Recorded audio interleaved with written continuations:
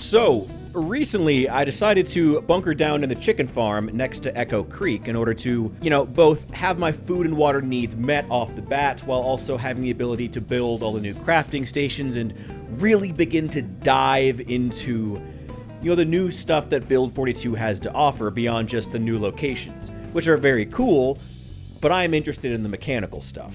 And I've tried a couple of times, but truth be told, the problem I run to is something like masonry, for example, is that I love the idea of building stone and brick walls. That's cool as shit. However, once I actually begin to look down the barrel of everything it's going to take to actually get into the masonry, all the materials to collect, and all the time it's going to take, I get bored and I go do literally anything else. Before I dive too much deeper into this video and all of my many complaints about Build 42, you guys know how much I love to complain, allow me to say hello, I am Richard, the channel is called New Memphis, and I am so glad that you could be here today.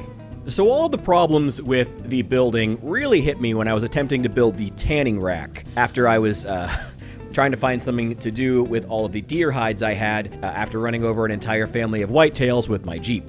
Don't worry, the Jeep was fine. They only do as much damage as running over a rat. And I was excited to get started. Like, genuinely, I was excited to begin engaging with these new mechanics that the devs have crafted for me as an experienced player. I was really excited to get to start on it. So after some time had passed and I had solidified the chicken farm as my, base of operations, cleared out the Zeds, acquired quite a few ingredients, figuring that I definitely had enough materials to build this stupid drying rack. Oh, how wrong I was, because the truly daunting materials I needed were 8 spools of twine and 6 long sticks.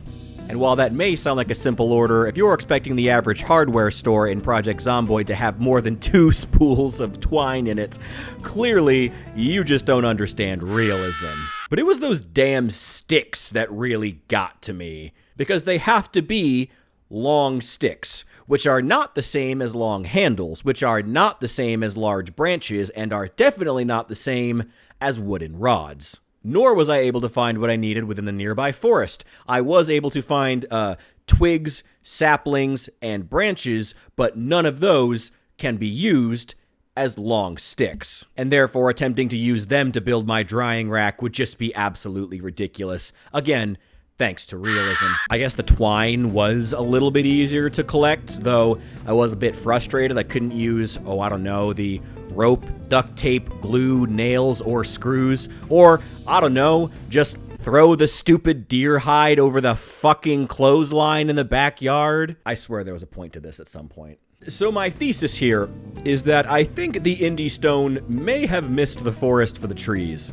Just because you have an in-depth crafting system that allows you to make a lot of unique things does not make that system worth engaging with in terms of the time and energy required or the outputs that you get from it. I will eventually make an entire video on the wasted potential of Project Zomboid's build mode, but if you'd like a taster, if you start up a new game and you want to start building walls and forging iron, between the time it takes to establish a safe base of operations, get your food and water situation under control, gather the hyper-specific tools and materials you will need just to build the crafting benches themselves to get you started in masonry or pottery or forging iron, then finding the skill books associated with those skills, reading the skill books associated with those skills, gathering the materials needed to power level those skills, actually power leveling those skills, you are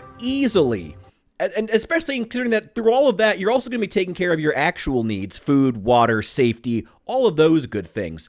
You are easily looking at a 10 to 12 hour commitment before you can even begin engaging with so many of the new mechanics that Build 42 introduces that they may as well not be in the game. And all of that is assuming that your character doesn't get bit or, dies in some other way when out on a loot run trying to get food, because then you lose and you have to restart all of the power leveling and all of the reading from the beginning, though I guess you do still have most of the materials. But not the ones you power leveled with. Those are all those are all still gone. All the stuff you built in order to power level is now just going to be sitting in your inventory at your base, just gathering dust. And I know that the hardcore Zomboid fan base is going to be in the comments telling me how this is a game, as I said before, about realism. And so these mechanics, like building stone walls and forging iron, are exclusively reserved for the late game when your character has survived for quite a long time. But I want to make two specific arguments against that. And neither of them have anything to do with realism, and everything to do with this being a video game. Number one is that being able to start up a fresh game and begin immediately engaging with these mechanics should be what the build mode is for, so that players who find that aspect of Project Zomboid rewarding can simply drop into a game and begin having fun. And if you don't like that mode, you cannot play it. And number two is that I'm not even convinced that late game players are even going to engage with these mechanics. I don't think they'll have a reason to. It was already kind of a running joke back in Build 41, not kind of, that by the time you actually can establish yourself in order to begin kitting out your base to really make it safe and build defenses properly, you already will have cleared out all the zombies from the area. You have to clear out all the zombies in order to freely build a wall to keep out zombies. And by the time you get around to building stone walls, there won't be a zombie left in the goddamn county.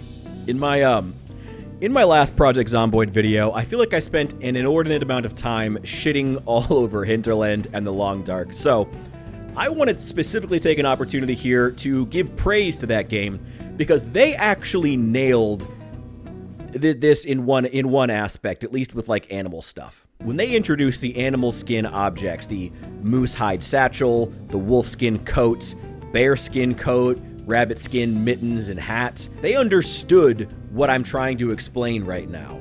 Those items in the game not only looked absolutely dope as hell, they were also extremely useful. Even in the late game when you already had a mega stack of all the best items, they were still some of the best. And they actually felt like they were proportional to the amount of time and energy and resources you had to sink into collecting the materials and processing them into these items in the first place. Fortunately, I think once the Project Zomboid modding community really has the opportunity to sink their teeth into these crafting mechanics, all of this is going to get changed, and hopefully they'll be able to turn it into a half-decent mechanic. The news I've been hearing is that the Indie Stone has not been super receptive to negative feedback, which is unfortunate. I could be wrong. I don't want to put words in their mouth. Just what I've heard through the grapevine. But I am hopeful, and like I said, if nothing else, the modders will fix it. And I mean, come on, the Indie Stone, strapping together a leather drying rack out of, twigs and PVC pipe and electric wire and stringing it together and using that as your rack. That's the fun of the apocalypse. Come on, lower the thresholds, make these things easier to engage with so players can start having fun, at least in the build mode. That way, the build mode can really reach its full potential. But that's going to be its own video. So, I do want to say, thank you guys so much for watching. You have been amazing. I have been Richard. And I'll see you in the next one.